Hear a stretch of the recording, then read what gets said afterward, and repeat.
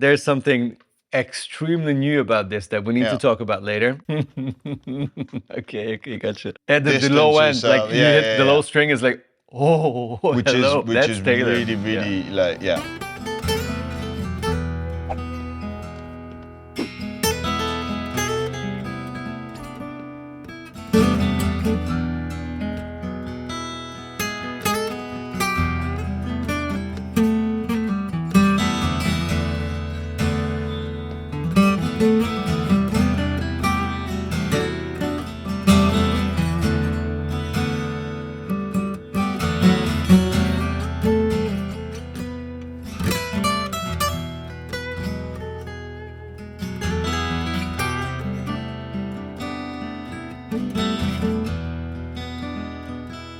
Hey everyone, Chris here. And my name is Guillaume. Welcome to Thomann's Guitars and Basses and to today's video, which is, in my very humble opinion and carefully worded opinion, Ooh, the what? the most That's new. The most exciting acoustic guitar video of the forever, Earth. of the history of the universe Earth. of histories. Today we're going to be talking about this guitar. We're going to be comparing it to other guitars, also equally manufactured by Taylor Guitars. They almost have the same name. They're both 814s. That's true. That's true. Except that this one is the brand new gold label series by Taylor, which is in many respects absolutely mind-blowing. We're going to talk about all of it. Do you want? I really want to hear it. That's it. I never heard it. I've had the chance to have that guitar introduced to me by Andy Powers, so I'll be less surprised by how this sounds and plays. But he's never heard the guitar, do you want to hear it first, or do you want to play it first? Oh, I don't know, man. I think I don't know, man. Okay, well, I'm gonna play it first because it's a little itchy, and then I'll give it to you. Okay. Are you ready? Yes, I am.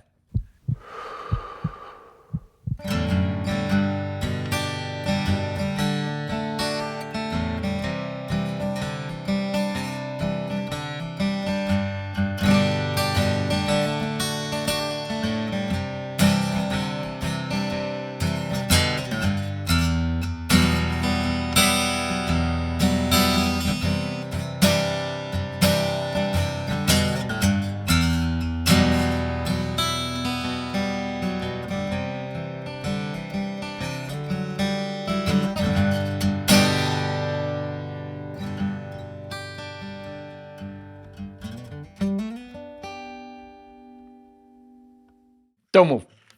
Grab this guitar and please play the same thing.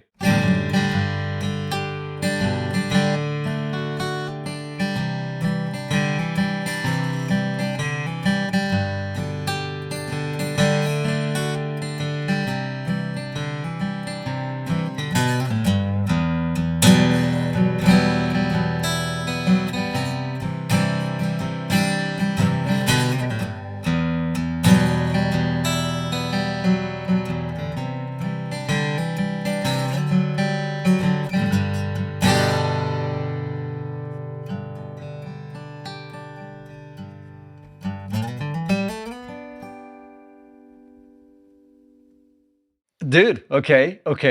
So, this is, I think sound-wise, everyone's going to be able to make their own opinions. It is dictated by many things that this guitar is made of. Shape-wise, it's a new shape. Wood combination-wise, those are different. For sure, yeah. I have no idea what I'm holding, actually. I know about this one. It's the Builder's edition, which has rosewood back and sides, the Sitka spruce top, the ebony board, and mahogany neck. Yeah. And this one is definitely a Koa. It is a Koa back and sides. Mahogany neck. It is mahogany neck. It looks is like ebony, fretboard. and that's Sitka spruce. It's a Koa guitar. The shape is new, which is a take on their auditorium shape. So sound-wise, we can't really quite expect the same things. Thickness-wise, either. You know what the strange thing is? I've held these guitars next to each other. They're virtually identical. Yeah. The size. Virtually, but we're talking about like a millimeter differences, maybe. But that's the thing. It's even the depth. The the points of size, and that's how Andy explained it as well. The points of size, the point of reference on the auditorium shape are the same. Yeah. It's the curves in between these points that vary to make something that to me feels smaller. It Really? feels smaller to hold To than... me, it feels wider. Really? Yeah, it's so weird. But the sound was so different, man. It This was, sounds, to me, more open in the mid-range, more vintage, without having a hi-fi, like a very high presence. That's it. Which is something that that guitar has. That Yeah. sounds more like a modern produced guitar sound. Yeah, exactly. This sounds just sweeter, but more open in the mid-range. It's weird. I don't know. Yeah. This was a lot of low end, a lot of high end, but yeah, that very pristine, very high definition sound. This was just so well balanced throughout. Yeah. The whole spectrum is there, and it's not like particularly, giving in any range. It's just like the whole thing, and just more vintagey, which is the idea behind that series as well. Like okay, the neck shape and... feels different as well. Yeah. It almost feels like a very soft V at the top here. Like a very soft V. Maybe it's just something that I make up, but it's just my impression. And also it feels a little wider. Could again be just something that I make up, but that's how it feels. Maybe because it's just a little slimmer. That could be like something that fools me. If a neck is slimmer, it feels wider automatically. Yeah. It's just the thing. Yeah. But it's a very nice feeling guitar. Otherwise, it's the Taylor kind of everything rounded off, everything ridiculously electric guitar-like. Yeah. Talking about the neck, there's something extremely new about this that we need to talk about later. I only heard about it, haven't seen the access to the things. You'll see. It's a very new design, and I'm very much looking forward. The guitar tech in me is freaking out right now. I just want to test it, but I want to play it first though.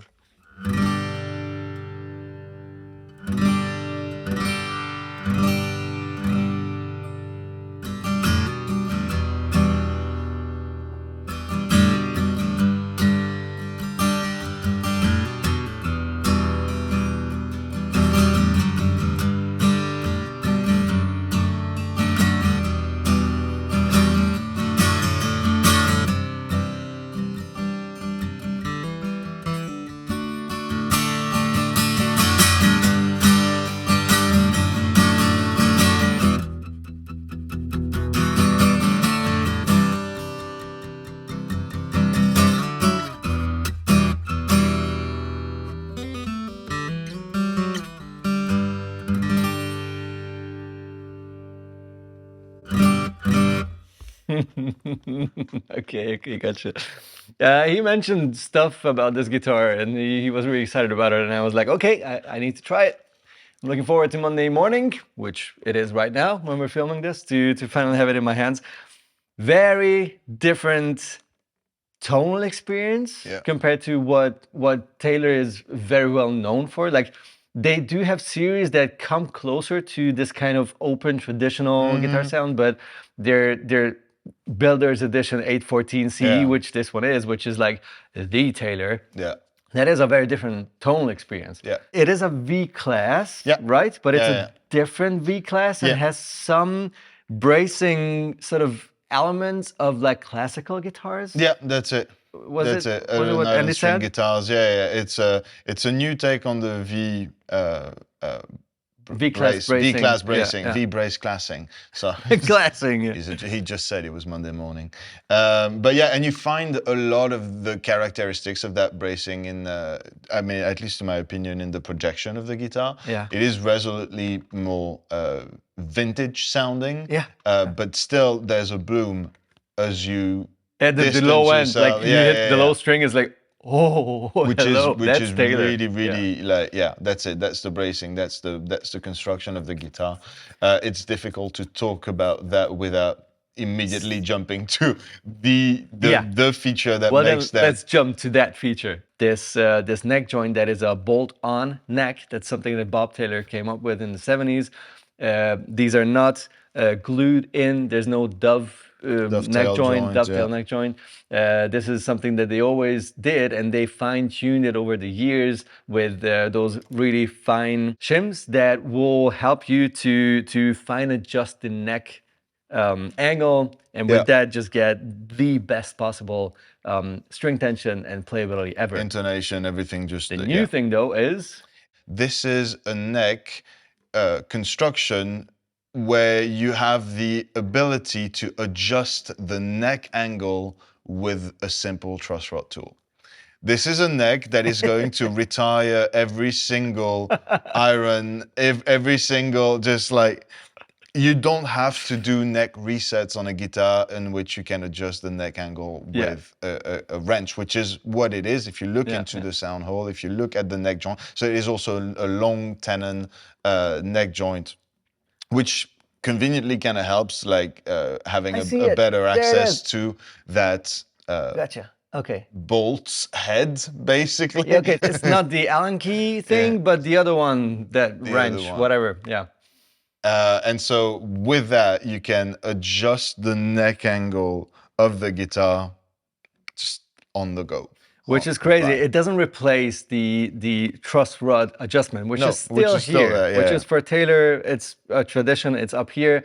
And you can do that to adjust the angle of like how straight the neck is, or how concave the bow of the neck, exactly. And then here inside the body, you can decide on the angle of the whole neck, with which you do a neck reset, basically, with which you can decide on how close the strings get to the fretboard, with which you can decide on how comfortable and fast your neck is, or how hard you can hit the strings without them buzzing, which is something that needs a different neck angle. You can decide it on the go. If you're on tour, you or your guitar tech can just literally fine adjust it depending on humidity and temperature changes and everything.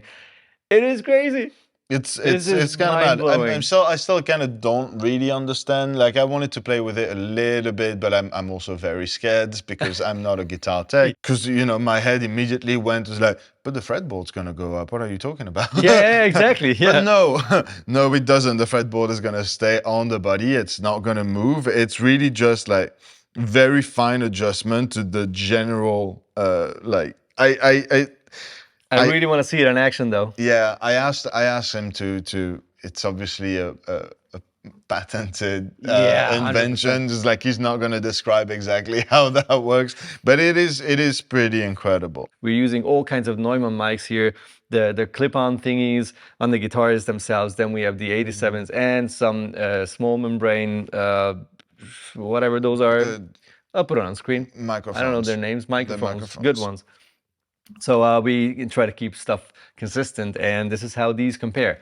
Again, Builder's Edition gold label, right? Gold label, yes, sir. But both 814s, that's a CE, so cutaway electric. This one is not a C, but it is an E because it has a pickup, but this looks like an LR Bags, by the way. I'm not sure if this is going to be something that's on all of them, but this brown end pin, this is an LR Bags thing. Yeah.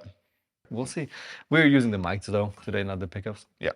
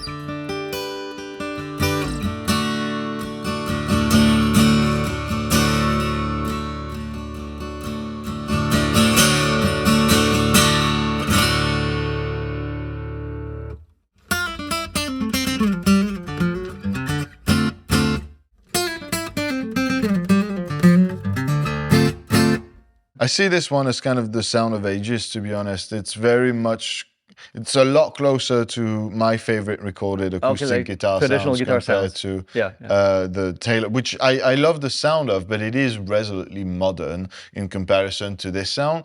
And even though there is less of a low and high sort of thing happening, like very high definition, I think this one has the characteristics of a very warm higher notes and very bright and sparkly lower notes, which is something that I've, you know, you hear Paul Ritz-Smith talk about this a lot in his fretboard material and choices and all. Like he wants like a very round and warm higher register so that it doesn't sound all teeny tiny, and very bright and shiny lower strings so that it doesn't sound all floppy boomy.